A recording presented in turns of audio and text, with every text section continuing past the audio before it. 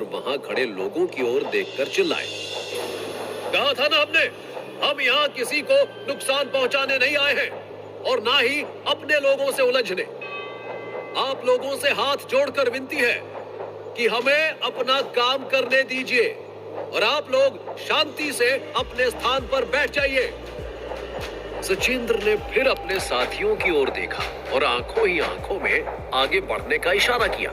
वो नहीं चाहते थे कि चेहरा तो क्या, इनमें से किसी की आवाज को भी कोई पहचान पाए, क्योंकि इन 10 क्रांतिकारियों में से कुछ लोग ऐसे थे जिनका नाम कई मामलों में जग जाहिर हो चुका था और अब एक भी और निशान उनकी इस पूरी योजना पर पानी फेर सकता था।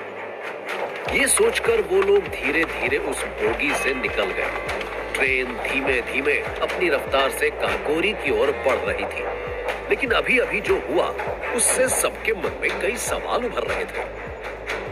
वो रेल के छोटे से गलियारे से निकलकर आगे बढ़ रहे थे, लेकिन तभी मनमथ ने सचिंद्र का हाथ थामा और उनसे नजरें मिलाते हुए कहा, सचिंद्र, आखिर कौन है हम लोग और क्यों ऐसे मुजरिमों की तरह ये लोग हमें देख रहे थे? मैं स्तब्ध हूं कि हम इतनी छोटी सी उम्र में सूली चढ़ने को तैयार हैं, लेकिन ये लोग इतनी सी बात समझ नहीं पा रहे हैं कि हम एक ऐसा देश चाहते हैं जो आजाद हो। हमारा मकसद इन चोरी डकैतियों को बढ़ावा देना नहीं है, बल्कि उन गोरों को ये संदेश देना है कि ये जो कुछ भी तुम इतने हक से उठा रहे हो वो तुम्हारा है ही नहीं। ये सब बोलते हुए मनमथ के मन में एक आक्रोश था।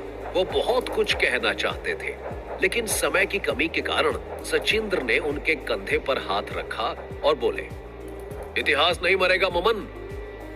याद रहे, आज या कल अगर हम पकड़े भी गए और जब लोगों के सामने ये सच बाहर आएगा कि हम कोई शौकिया या पेशेवर नहीं है, बल्कि एक मकसद के साथ इस लूट को अंजाम दे रहे हैं, तो आज से 75 साल बाद भी अगर इन देशवासियों में जरा भी इल्म बाकी रहा तो ये हमें आजादी के दीवानों की तरह ही देखेंगे।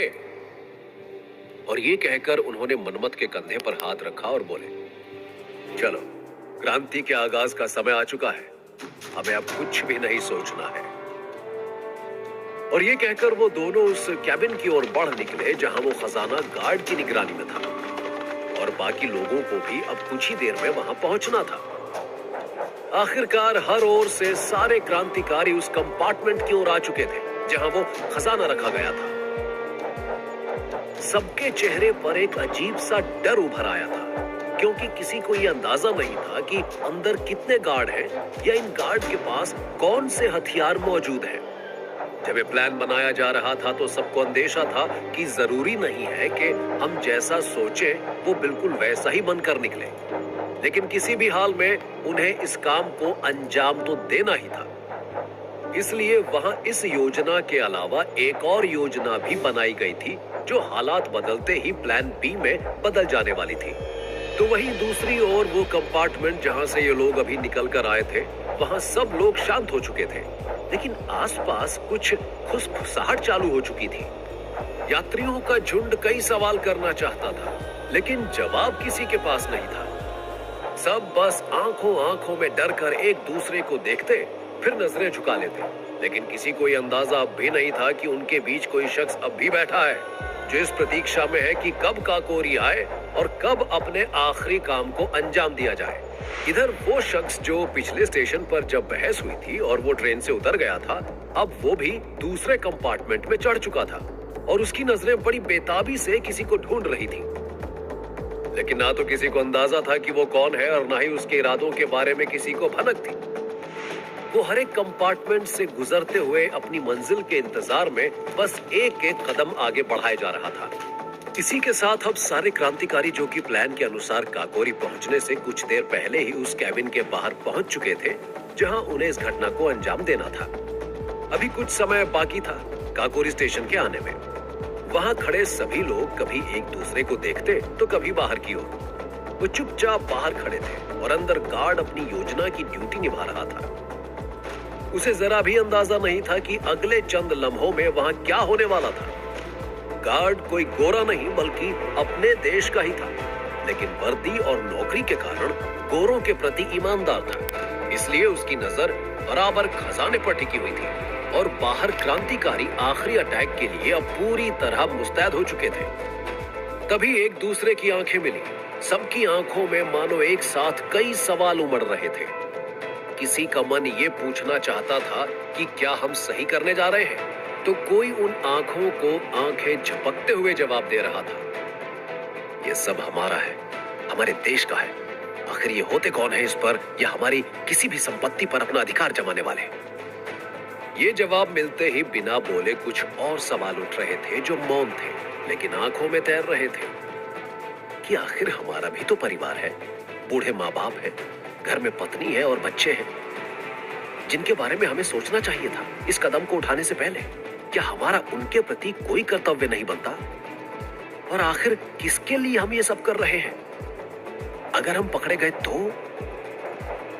सवालों का सिलसिला थमने का नाम नहीं ले रहा था, लेकिन उन क्रांतिकारियों में ढके चेहरों के पीछे कुछ की आंखें वो भी थीं जो हर सवाल का जवाब बेखौफ दिए जा रही थी। और उनके सवाल कुछ यूं थे, और ये आंखें किसी और की नहीं बिस्मिल की थी, जो कह रही थी, हाँ, हम भी घर के अंदर आराम कर सकते थे, हम भी जीवन का आनंद ले सकते थे, हमारा भी परिवार है और हम भी किसी के बच्चे हैं जो उतने ही दर्द में पले हैं जितना कि कोई और। लेकिन किसी को तो कुर्बानी देनी ही होगी, और अगर हम सिर्फ परिवार का सोचकर आज घर के अंदर चले गए तो ये लोग जो हमारी माँ की छाती पर तांडव कर रहे हैं, उन्हें हम अपने घर से कभी भी बाहर निकाल नहीं पाएंगे। सामने जिन आंखों को जवाब चाहिए था, अब इस मौन संवाद से उसके अंदर भी एक चिंगारी भड़क चुकी थी।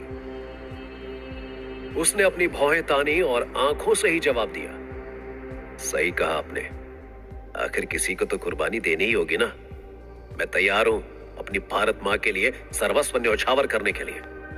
और रही इन गोरों की बात, तो ये तो बस लकीर के फकीर हैं जो सिर्फ सत्ता और हथियार के दम पर हमारे अंदर डर पैदा करना चाहते हैं और हमें मिट्टी में मिला देना चाहते हैं। लेकिन याद रहे, हम भी भारत मां के सपूत हैं और सपूत अपनी मां को बेड़ियों में नहीं देख सकता, इसलिए हमें आज इसे अंजाम देना ही होगा। और जैसे ही उनके मन के संवाद पूरे हुए और सबने बाहर झांक कर देखा तो काकोरी स्टेशन आ चुका था। सबके दिल की धड़कनें तेज हो चुकी थी, क्योंकि तय योजना के अनुसार उस स्टेशन पर चेन खींच दी गई थी और इस काम को अंजाम देने वाला कोई और नहीं, उसी कंपार्टमेंट में बैठे राजेंद्र लाहिड़ी थे, जिन्हें विशेष तौर पर यह काम दिया गया था। चेन खींचते ही फिर से बोगी के साथ साथ पूरी ट्रेन में लोग हैरान परेशान से एक दूसरे को देख रहे थे, लेकिन किसी के लिए भी ये अंदाजा लगाना संभव नहीं था कि आखिर इस ट्रेन में कोई डकैती भी हो सकती है। और जैसे इधर राजेंद्र लाहिड़ी ने चेन खींची, इधर कैबिन में एक एक कर बाकी के लोग, जिनमें आजाद, मनमत, सचिंद्र, बिस्मिल और मुकुंदी थे, वे एक साथ घुसे और गार्ड के सीने पर पिस्तौल तान दी। बिस्मिल बोले, जो भी है हमारे हवाले कर दो, वरना अंजाम बहुत बुरा होगा। हम तुम्हें मारने या नुकसान पहुंचाने नहीं आए हैं। ये सुनते ही उस गार्ड की आंखें खुली की खुली रह गई। उसे अपनी आंखों पर विश्वास ही नहीं हो रहा था कि ऐसा कुछ भी हो सकता है। आखिर क्या होगा इन क्रांतिकारियों का अगला कदम? क्या ये खजाना आसानी से लूट पाएंगे या इनके आगे